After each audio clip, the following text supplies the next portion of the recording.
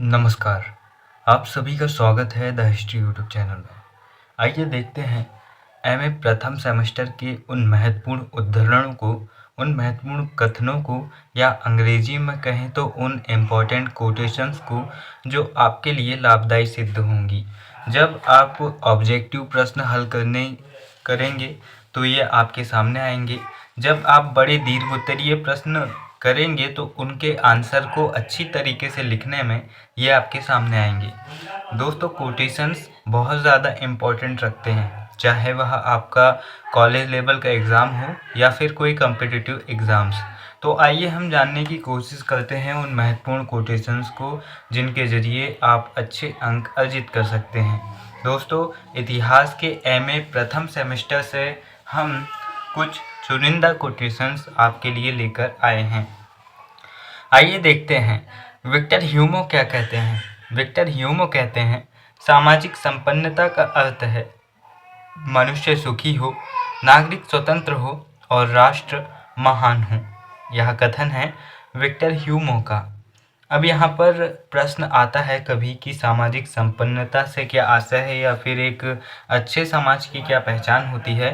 तो उस प्रकार के प्रश्नों में आप ऐसे कोटेशंस का इस्तेमाल जब करेंगे तो आपका जो आंसर है वह साधारण से असाधारण बन जाएगा और आप अच्छे नंबर लाने के अधिकारी बन जाएंगे। आगे देखते हैं टॉयनबी। टॉयनबी कहते हैं, इतिहास का निर्माण सामाजिक अणु तत्वों से हुआ है।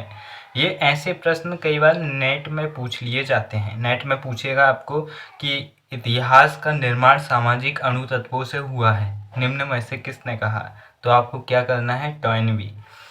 यहाँ पर पालवर्थ कहते हैं, संस्कृति और संस्थाओं का इतिहास समाज शास्त्र को समझने और उसकी सामग्री जुटाने में सहायक होता है।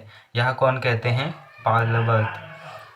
दोस्तों, जो टॉयनबी का कथन हमने ऊपर देखे, टॉयनबी कहते हैं कि इतिहास का निर्माण सामाजिक अणु तत्वों से हुआ है, तो यह कथन उनके ग्रंथ आर स्टडी ऑफ हिस्ट्री से लिया गया है और यह टॉयनबी का बहुत ज़्यादा महत्वपूर्ण ग्रंथ है, इसका अर्नोल्ड टॉयनबी का। दोस्तों, एडम स्मिथ अर्थशास्त्र की एक महत्वपूर्ण परिभाषा देते हैं। यह न केवल एडम स्मिथ का कथन है बल्कि एडम स्मिथ के इस कथन के जरिए आप अर्थशास्त्र को परिभाषित कर सकते हैं। इसीलिए एडम स्मिथ को फादर ऑफ इकोनॉमिक्स कहते हैं। इन्हें आप हल्के में नहीं ले सकते। जब बात आएगी इतिहास और अर्थशास्त्र के रिलेशन की या फिर इतिहास में अर्थशास्त्र से संबंधित कोई भी प्रश्न पूछा जाए तो उस समय आप अर्थशास्त्र को परिभाषित करने के लिए या फिर अर्थशास्त्र से संबंधित प्रश्न आपको भविष्य में किसी कॉम्पिटिटिव एग्जाम्स में पूछा जाता है तो आप इस कथन का इस्तेमाल परिभाषा के रूप में या समझाने के रूप में अच्छे से हाईलाइट करके लिख सकते हैं। यहाँ पर एडम स्मिथ क्या कहते हैं, एडम स्मिथ कहते हैं, अर्थशास्त्र धन का शास्त्र है जिसमें यह बताया जाता है कि मानव धन कैसे कमाता है तथा उसे कहाँ, कितना और कैसे खर्च करना चाहिए। अगर आपका कभी पहले इकोनॉमिक्स रहा होगा तो आपको पता होना चाहिए कि ये लाइन बहुत ज़्यादा इम्पोर्टेंट है और ज़्यादातर बार ऑब्जेक्टिव में पूछी जा चुकी है। अर्थशास्त्र धन का शास्त्र है, या कथन किसका है, एडम स्मिथ का। तो यह परिभाषा को आप समझाने के लिए परिभाषा के रूप में भी लिख सकते हैं। आगे देखते हैं सर जॉन सीले। सीले बहुत महत्वपूर्ण इतिहास कर रहे हैं। सीले क्या कहते हैं, सीले कहते हैं कि अर्थशास्त्र के बिना इतिहास नींव रहित है और इतिहास के बिना अर्थशास्त्र फलहीन है। दरअसल जो सर जॉन सीले थे वह एक अर्थशास्त्री थे और उन्होंने अर्थशास्त्र और इतिहास के संबंधों को सही तरीके से बताने के लिए बात कही है। उन्होंने कहा है कि जब इतिहास है तो अर्थशास्त्र भी है और जब अर्थशास्त्र है तो इतिहास भी है। दोनों एक दूसरे से लिंक है, दोनों एक दूसरे से कनेक्टेड है। अब आगे देखते हैं। आगे हम डॉक्टर एस.एल. बरे की बात देखते हैं। एस.एल. बरे की बुक से ही मैंने ये कोटेशंस उठा के आपके लिए लाया हूँ। तो एस.एल. बरे भी एक महत्वपूर्ण इतिहासकार हैं और लेखक हैं, तो इनकी बात हम देखते हैं। एस.एल. बरे कहते हैं, इतिहास सिखाता है हमेशा उठ जाता है गिरने वाला, इतिहास सिखाता है हमेशा गिर जाता है उठने वाला। मतलब जो हमेशा दबता है, जो मेहनत करता है, वह एक दिन उठ जाता है। जैसे शिवाजी ने मेहनत की और वो उन्होंने मराठा साम्राज्य खड़ा कर दिया। लेकिन इसी समय जो मुग़ल थे वो अपने आप को ज़्यादा शाणे समझ रहे थे, तो उनकी भी टांग टूटी और वो गिर गए। इसका ये मतलब है कि ना तो भैया ज़्यादा एक्शन मारो और ना ही अपने आप को कमज़ोर समझो, क्योंकि जो गिरा है वह उठ सकता है और जो ज़्यादा उठा है वह गिर भी सकता है। अब हम देखते हैं वॉल्टेयर का कथन। वॉल्टेयर क्या कहते हैं? वॉल्टेयर कहते हैं, इतिहास अतीत का अध्ययन है तो दर्शन भविष्य का अध्ययन करता है। यानी कि इतिहास अतीत का अध्ययन करता है। इतिहास की परिभाषा भी यही है कि अतीत का लिखित अध्ययन ही इतिहास है। क्या है?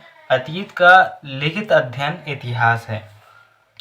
और भविष्य का अध्ययन किसे कहा गया है? भविष्य का अध्ययन दर्शन को कहा गया है। यह कथन है वॉल्टेयर का और उन्होंने अपने ग्रंथ literature on philosophy of history में यह बात कही है। कालिंगवुड ने वॉल्टेयर को इतिहास में दर्शनवाद के जनक कहा है कि यानी कि इतिहास में दर्शनवाद को प्रारंभ करने वाले व्यक्ति कौन थे? वो थे वॉल्टेयर। यहाँ पर प्रश्न पूछा जा सकता है कि इतिहास में दर्शनवाद का जनक कौन है? तो क्या रहेगा? वॉल्टेयर। यहाँ पर एक बहुत ज़्यादा महत्वपूर्ण कथन है और ये भी आपको याद रहना चाहिए, राजनीति रक्तहीन युद्ध है और युद्ध रक्त सहित राजनीति है। माओ से तुंग। यानी कि राजनीति दोनों तरफ चल रही है और जो अच्छी राजनीति जानता है वह विजय पाएगा, चाहे वह कूटनीति वाली राजनीति हो या फिर तलवारों वाली राजनीति। आगे देखते हैं। प्रोफेसर एक्टन कहते हैं, राजनीति की मुख्य धारा इतिहास है जो एक नदी के बालू में स्वर्ण कण के समान है। क्या कहते हैं? राजनीति की मुख्य धारा इतिहास है जो एक नदी के बालू में स्वर्ण कण के समान है। ऐसे ही प्रश्न पूछ लिए जाते हैं 5 नंबर में। राजनीति की मुख्य धारा इतिहास है जो एक नदी के बालू में स्वर्ण कण के समान है। इसे विस्तार पूर्वक समझाइए। इससे आप क्या समझते हैं? इसकी विवेचना कीजिए। अब आपको पता ही नहीं कि ये लाइन किसने कहा है तो आप लीपापोती कर दीजिए 10 पेज का भी। अगर आपने प्रोफेसर एक्टन का नाम नहीं डाले तो आपका 1 नंबर तो ज़रूर कटेगा, आपका प्रभाव कम हो जाएगा और कई बार एक क्या आधा नंबर क्या 0.001% भी आपकी रैंक गिराने में काफ़ी होता है भैया। आगे देखते हैं सीले। सीले बहुत अच्छे इतिहासकार और अर्थशास्त्री रहे हैं और ये कहते हैं इतिहास मूल है और राजनीति शास्त्र उसका फल है। ये भी ऑब्जेक्टिव में पूछा जाता है। A.L. राउज का भी ये कथन ऑब्जेक्टिव में पूछा जाता है कि राजनीति शास्त्र इतिहास की रीढ़ है। किसने राजनीति शास्त्र को इतिहास की रीढ़ माना है? A.L. राउज ने। अब देखते हैं S.K. कोचर का कथन। S.K. कोचर कहते हैं, शासन तथा इतिहास का संबंध कुछ ऐसा ही है जैसा कि वनस्पति शास्त्र का वनस्पति से तथा जीव शास्त्र का प्राणियों से। आपको यकीन नहीं हो रहा है तो आप 2022-23 के MA फर्स्ट सेमेस्टर के ओल्ड क्वेश्चन पेपर, जो कि मैंने अपने इसी यूट्यूब चैनल में MA फर्स्ट सेमेस्टर करके एक प्लेलिस्ट है उसमें डाला हूँ। अगर आपको यकीन नहीं आ रहा है तो आप उसमें देख सकते हैं। इतिहास लेखन में जो 5 नंबर वाला सवाल है उसमें ये वाला क्वेश्चन पूछा गया है। और ऐसा भी नहीं पूछा गया कि सिंपल बताइए कि जो वनस्पति शास्त्र है या फिर विज्ञान है और इतिहास में क्या संबंध है, ऐसा भी नहीं पूछा गया। उसमें पूछा है कि वनस्पति शास्त्र का वनस्पति से तथा जीव शास्त्र का प्राणियों से संबंध है, इसे आप स्पष्ट कीजिए। इस तरह से क्वेश्चन पूछ लिया भैया। आप अब पहली दूसरी में तो अपन है नहीं, अपन है भैया पोस्ट ग्रेजुएशन में। इसीलिए इन्हें समझना आपके लिए बहुत ज़्यादा ज़रूरी है और पढ़ने का तरीका भी आपको बहुत चेंजेस करने होंगे। सॉरी। अब हम देखते हैं फ्रीमैन का कथन। फ्रीमैन कहते हैं इतिहास भूतकाल की राजनीति है। इतिहास भूतकाल की राजनीति है, यह कथन किसने कहा है? फ्रीमैन ने कहा है। दोस्तों मैं आपको बता दूं कि मैं कोई प्रोफेसर नहीं हूं और मैं भी स्टूडेंट हूं और मैं पोस्ट ग्रेजुएशन का स्टूडेंट हूं और अभी मैं सेकंड सेमेस्टर में पहुंचने वाला हूं। पूरी उम्मीद है कि मैं फर्स्ट सेमेस्टर में पास हो रहा हूं, तो समझ लीजिए कि मैं पहुंचने ही वाला हूं। तो अगर आपको किसी भी प्रकार की समस्या हो, कोई प्रश्न पूछना हो तो आप कमेंट कर सकते हैं और मुझे ज़्यादा हीरो समझने की कोशिश ना करें क्योंकि मैं भी स्टूडेंट हूँ। कुछ गलतियाँ मुझसे होंगी, कुछ गलतियाँ आपसे होंगी, लेकिन जो मैं पढ़ता हूँ वही मैं आपको पढ़ाता हूँ। जो मैं नहीं पढ़ता वो मैं आपको नहीं पढ़ाता, क्योंकि मैंने सीखा हूँ कि जो आप परफेक्ट कर सकते हैं वो लोगों को बताएं, ताकि वो भी कुछ सीख सकें। एक बार की बात है, मैंने एक वीडियो देखा था, उसमें एक अंकल कह रहे थे कि जो विद्यार्थी खुद पढ़ने के साथ साथ दूसरों को भी पढ़ाते हैं वे सदैव ही सफल होते हैं।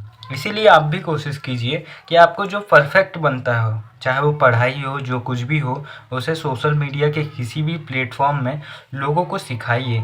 इससे ना केवल आपको पब्लिसिटी मिलेगी, पैसा मिलेगा, बल्कि आपको एक सुकून भी मिलेगा। मुझे पता है कि वीडियो बनाकर डालने के बाद, ये चैप्टर्स पढ़ने के बाद मुझे बहुत सुकून मिलता है, क्योंकि ये मेरी पसंद है, ये मेरा पैशन है। अगर ये मेरा शौक़ नहीं होता तो ज़रूरी नहीं था कि मैं ऐसा कुछ करता। अब वीडियो के अंत में मैं बस इतना ही कहना चाहूँगा। दोस्तों, मार्क ट्वेन कहते हैं, महान लोग आपको इस बात की अनुभूति कराते हैं कि आप भी वास्तव में महान बन सकते हैं। दोस्तों, जुड़ जाइए, आप भी अपने अंदर के टैलेंट को निकालिए और निखारिए, और लोगों को बताइए कि मैं अपने टैलेंट को निकाल सकता हूँ, तो आप भी निकाल सकते हैं। ना मैं केवल परफेक्ट हूँ, बल्कि आप भी बन सकते हैं। फिर मिलेंगे अगले वीडियो में, तब तक के लिए नमस्कार, जय हिंद।